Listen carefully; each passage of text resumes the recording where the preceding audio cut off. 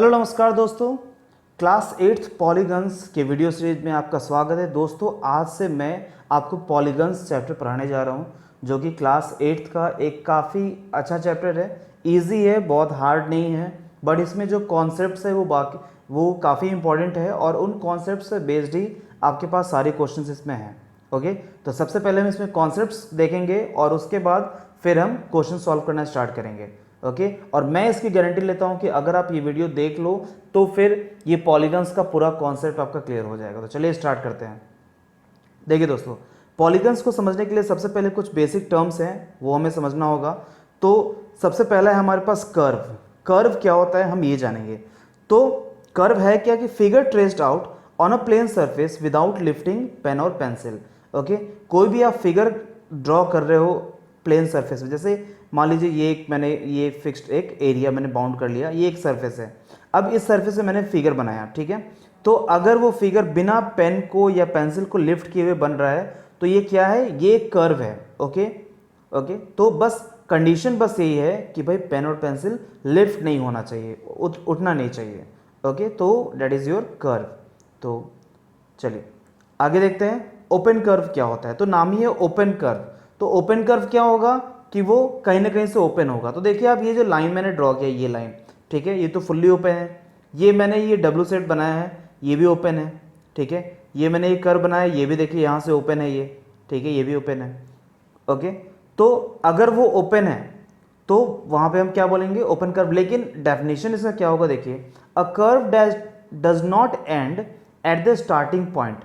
Means मान लीजिए अगर ये स्टार्टिंग पॉइंट है, स्टार्टिंग पॉइंट मान लीजिए ए है, आपने ए से स्टार्ट किया और मान लीजिए इसका जो एंड हुआ वो वापस से फिर स्टार्टिंग पॉइंट पे नहीं हुआ, ठीक है, तो उसको आप क्या बोलोगे, ओपन कर्व। ओके, तो ये हो जाएगा ओपन कर्व। मतलब जहां से स्टार्ट हुआ है वो वहीं पे एंड ना हो, ठीक है, स्टार्टिंग पॉइंट पे एंड ना हो, वो उसके जगह कहीं और एंड कर जाए, तो वो हो जाएगा ओपन कर्व।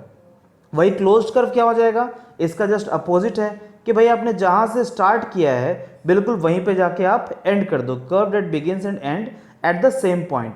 जैसे मैं इसे मिटाता हूं, अब देखिए, जैसे मैंने यहां से लेट सपोज ये ए पॉइंट है, ए से स्टार्ट किया और मैंने इसको ऐसे घुमाया और वापस ए पे ही एंड कर दिया।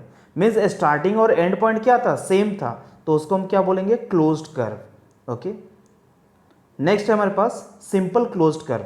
तो सिंपल क्लोज्ड कर्व क्या होता है ये हम देखते हैं। A closed curve which does not intersect itself is called a simple closed curve.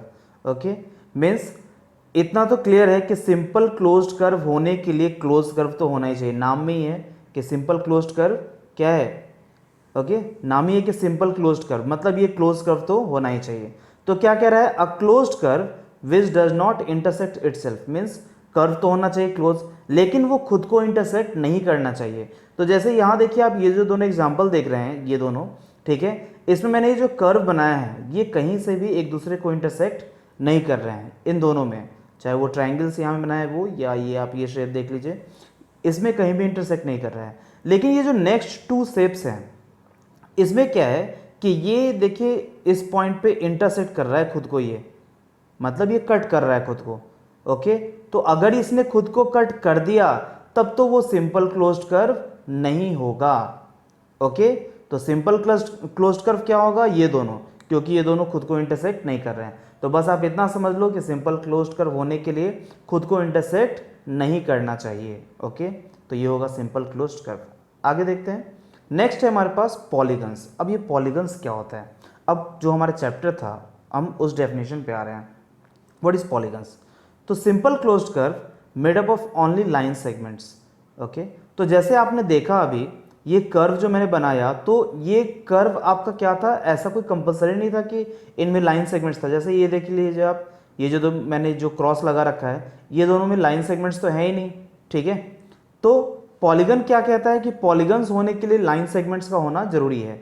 Okay, तो जैसे आप ये देखो रेक्टेंगल, ट्रायंगल देखिए, इसमें ये लाइन सेगमेंट्स है, these are the line segments. Okay, तो अगर लाइन सेगमेंट्स होगा तभी वो पॉलीगन होगा। अगर मान लो मैंने ऐसा बना दिया तो ये तो सर्किल बन गया। क्या, तो क्या सर्किल एक पॉलीगन है, बिल्कुल नहीं है। Circle is not a polygon क्योंकि ये कर्व है। ओके, अगर मैं डायरेक्टली, अगर मैं कुछ इस टाइप का अगर ऐसा यूज करता हूं तो यहाँ पे लाइन सेगमेंट्स है, ठीक है, तो इसको आप पॉलीगन्स कह सकते हो। ओके, तो चलिए आगे चलते हैं। नेक्स्ट हमारे पास है कॉनकेव पॉलीगन। कॉनकेव पॉलीगन क्या होता है? A polygon in which at least one angle is more than 180 degree. Means ऐसा पॉलीगन होना चाहिए। तो पॉलीगन के लिए क्या कंडीशन है, मैंने आपको बता ही दिया है कि वो सिंपल क्लोज्ड कर्व होना चाहिए और लाइन सेगमेंट से मिलकर बनाना चाहिए। तो कॉनकेव पॉलीगन क्या है? It's a kind of polygon जिसमें एटलीस्ट वन एंगल, मीन्स कम से कम एक एंगल क्या होना चाहिए, मोर देन 180। तो यहाँ पे आप देखो इसका ये जो इंटीरियर एंगल है ये क्या है, मोर देन 180 है। कैसे मोर देन 180 है? क्योंकि देखिए आप 180 क्या होता है, 180 तो ये स्ट्रेट लाइन होता है, लेकिन देखो ये स्ट्रेट लाइन से भी ज़्यादा कर्व है ये ऐसे। ओके, 180 तो ऐसा होता है, 180 होने के लिए ऐसे स्ट्रेट लाइन, लेकिन ये तो इससे भी ज़्यादा है, तो हम इसको क्या बोलेंगे, concave polygon. Okay, so concave polygon is what, in which at least one angle, कम से कम एक एंगल तो होना ही चाहिए, एक से ज़्यादा भी हो सकते हैं। तो इसमें एक एंगल क्या है, 180 डिग्री है, इसलिए कॉनकेव पॉलीगन है। नेक्स्ट हम देखते हैं, नेक्स्ट है हमारे पास कॉन्वेक्स पॉलीगन।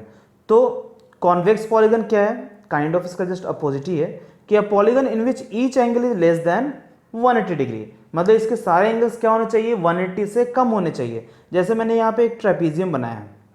ओके, तो अभी तक आपने, ये तो क्लास 8 है, क्लास 7 तक आपने जो भी पढ़ा होगा, ठीक है, वहाँ पे जितने भी पॉलीगन्स आए होंगे आपको इस टाइप के, ठीक है, उन सब में क्या था कि सारे एंगल्स क्या थे, 180 से कम ही थे। All these angles are less than 180 degree, so these are convex polygon. तो मैक्सिमम अभी तक आपने कॉन्वेक्स पॉलीगन के बारे में ही पढ़ा होगा। ओके, तो कॉन्वेक्स पॉलीगन सिंपल मैं आपको कहूँ तो वो है क्या कि भाई सारे एंगल 180 से कम होने चाहिए। तो नेक्स्ट है हमारे पास रेगुलर पॉलीगन।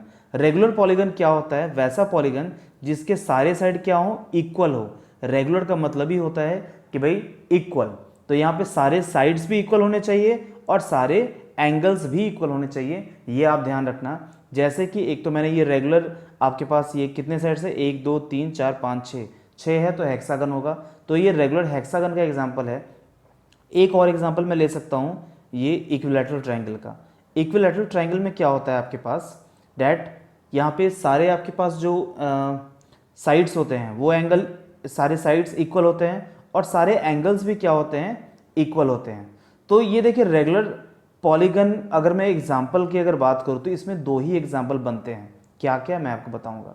देखिए ये तो मैंने आपके पास ये मैंने हेक्सागन दे रखा है, रेगुलर हेक्सागन, ये तो मैंने खुद से बना रखा है कि भाई सारे एंगल्स इक्वल होने चाहिए। लेकिन वैसे दो फिगर जो कि रेगुलर पॉलीगन ही होते हैं वो कौन कौन से हैं, एक तो है इक्विलैटरल ट्रायंगल क्योंकि इसमें सारे एंगल्स और सारे साइड इक्वल होते हैं, और दूसरा है स्क्वायर क्योंकि इसमें भी सारे साइड और सारे एंगल्स इक्वल होते हैं। रेगुलर पॉलीगन में जैसे इक्विलैटरल ट्रायंगल में सारे एंगल 60 होते हैं और सारे साइड इक्वल होते हैं, और स्क्वायर की अगर बात करें तो स्क्वायर में सारे एंगल्स 90 डिग्री होते हैं। ओके, चलिए नेक्स्ट है हमारे पास इरेगुलर पॉलीगन। तो इरेगुलर पॉलीगन होता क्या है, तो इरेगुलर पॉलीगन का अगर मैं डेफिनेशन आपको बोलूँ तो a polygon which is not regular is called irregular. तो काफ़ी सिंपल सा डेफिनेशन है कि भाई इरेगुलर होने के लिए होना क्या चाहिए, वो रेगुलर नहीं होना चाहिए, बस डेट्स इट, इतना ही सा है। ओके, तो रेगुलर नहीं होना चाहिए मतलब कि क्या है कि इसके जो सारे साइड्स है वो अनइक्वल होने चाहिए, ऐसा नहीं कि सारे इक्वल होंगे। Okay, these should be unequal. Okay, अब ये काफ़ी इंपॉर्टेंट फॉर्मूले हैं आपके पास जो कि जानना बहुत ही ज़रूरी है। Okay, this formulas are very important. तो देखते हैं हम क्या क्या फॉर्मूला है इसमें। सबसे पहले है कि for a regular polygon of n number of sides, मान लो कोई भी आपके पास पॉलीगन है जिसमें नंबर ऑफ साइड्स क्या है, n नंबर ऑफ साइड्स है, तो we have each exterior angle, मतलब सारे जो एक्सटीरियर एंगल होंगे। तो एक्सटीरियर एंगल होता क्या है पहले मैं आपको ये बताता हूँ। जैसे ये ट्रायंगल है, ठीक है, तो ये एक्सटीरियर एंगल है, मतलब इसके बाहर का एंगल जो होता है ये एक्सटीरियर एंगल है। तो किसी भी रेगुलर पॉलीगन में, रेगुलर पॉलीगन का एग्जांपल मैंने आपको बताया है कि या तो ट्रायंगल या तो स्क्वायर, लेकिन रेगुलर पॉलीगन बनाया भी जा सकता है। जैसे रेगुलर हेक्सागन मैंने पिछले एग्जांपल मैंने आपको बताया था, वो बनाया हुआ था, ठीक है। तो सारे एक्सटीरियर एंगल की वैल्यू होती क्या है, तो 360 upon n, where n is the number of sides. Okay, तो ईच एक्सटीरियर एंगल का फॉर्मूला क्या है, 360 अपॉन n। तो मैं ट्रायंगल में निकाल के आपको बता देता हूँ कि एक्सटीरियर एंगल होगा क्या। देखिए फॉर्मूला क्या है, 360 अपॉन n। n की वैल्यू ट्रायंगल के लिए कितनी होगी, 3 होगी क्योंकि नंबर ऑफ साइड्स कितने हैं, 3 है। तो आप यहाँ कट करोगे तो ये आएगा 120 डिग्री। तो मतलब ये है कि इक्विलैटरल ट्रायंगल में सारे एक्सट्रीम एंगल कितने होंगे 120 डिग्री। ओके, तो काफ़ी इजी है ये, बस आपको ये देखना है कि नंबर ऑफ साइड्स कितने हैं, तो 360 अपॉन नंबर ऑफ साइड्स, हो गया काम। अब देखिए, अब ईच एक्सटीरियर एंगल की हम बात करते हैं, तो ईच एक्सटीरियर एंगल होगा क्या वो देखते हैं। तो ये होता है 180 degree minus each exterior angle. तो 180 में से अगर ईच एक्सटीरियर एंगल आप माइनस कर दो तो ईच इंटीरियर एंगल निकल जाएगा। तो ये देखिए एक ट्रिकी फॉर्मूला है। ये ट्रिकी क्या है कि भाई एक ही चीज़ में दो चीज़ पूछ दिया है कि अगर आपसे इंटीरियर एंगल पूछा जाएगा तो सबसे पहले तो आपको एक्सटीरियर निकालना होगा और फिर 180 में से माइनस कर देना होगा एक्सटीरियर एंगल को, इसलिए ट्रिकी है। ओके, तो जब भी आपसे इंटीरियर पूछा जाए तो पहले एक्सटीरियर निकालिए 360 अपॉन एन से और फिर आप उसको 180 में से माइनस कर दीजिए। ओके, तो नेक्स्ट हमारे पास है इन अ कॉन्वेक्स पॉलीगन। तो कॉन्वेक्स पॉलीगन क्या होता है कि सारे साइड्स क्या हो, अनइक्वल हो। तो in a convex polygon of n sides, n क्या है, नंबर ऑफ साइड्स है, we have sum of all exterior angles, सारे एक्सटीरियर एंगल्स का सम क्या होगा 4 इंटू राइट एंगल्स। तो ये आप याद कर लो, इसको रट लो। ठीक है, रटना तो क्या है, याद ही हो जाएगा। आप मैं भी इतने क्वेश्चंस करवाऊंगा कि सारे फॉर्मूले आपको याद हो जाएंगे। तो 4 इंटू राइट एंगल्स, तो 4 इंटू राइट एंगल्स का मतलब क्या है 90 डिग्री। तो 4 इंटू 90 डिग्री मतलब 360 डिग्री। तो जब भी कोई पॉलीगन आपके पास कॉन्वेक्स पॉलीगन गिवन हो तो सारे एक्स्ट्रा एंगल का सम क्या होगा 360 डिग्री। इसका मैं एग्जांपल आपको देता हूँ। जैसे मान लो मैंने ये बना दिया, ये आपके पास बन गया, आई थिंक ये पेंटागन है, ठीक है, 1 2 3 4 5, ठीक है, रेगुलर ये आपके पास कॉन्वेक्स पॉलीगन है, पेंटागन है। तो पेंटागन में अगर मैं बोलूँ कि सारे एक्सटीरियर एंगल, जैसे ये एक्सटीरियर एंगल्स हो गए इसके, ठीक है, तो सारे एक्सटीरियर एंगल का सम कितना होगा, तो सारे एक्सटीरियर एंगल का सम होगा 360 डिग्री। ओके, इसमें नंबर ऑफ साइड्स, इसमें आपको कुछ भी पुट करने की जरूरत नहीं है, that is 4 into right angles. चलिए अगले फॉर्मूले की तरफ चलते हैं। नेक्स्ट है हमारे पास सम ऑफ ऑल इंटीरियर एंगल्स, सारे इंटीरियर एंगल्स का सम कितना होगा, तो इसमें आपको ध्यान रखना है 2n-4 right angles means 2 into number of sides -4। पहले आप इसको मल्टीप्लाई करोगे, फिर मल्टीप्लाई करेंगे जो बात आया, जो भी आया इसमें, तो आप सेपरेट कर दो 4 से, फिर इंटू 90 डिग्री कर दो। ओके, तो that will give the sum of all interior angles. Okay, now the next one is number of diagonals in a polygon. तो नंबर ऑफ डायगोनल्स की हम बात करते हैं। तो number of diagonals in a polygon of n number of sides होता कितना है, n इंटू n-3 अपॉन 2। तो ये आपके पास हो गए number of diagonals in a polygon of n number of sides. So hope so आपको समझ में आया होगा, ये सारे कॉन्सेप्ट्स आपको समझ में आ गए होंगे, जितने मैंने फॉर्मूले बताए वो भी आपको समझ में आ गया होगा। नेक्स्ट वीडियो में मैं इससे रिलेटेड क्वेश्चंस करवाऊंगा। तो thanks for watching this video, thank you so much, please like and subscribe my channel.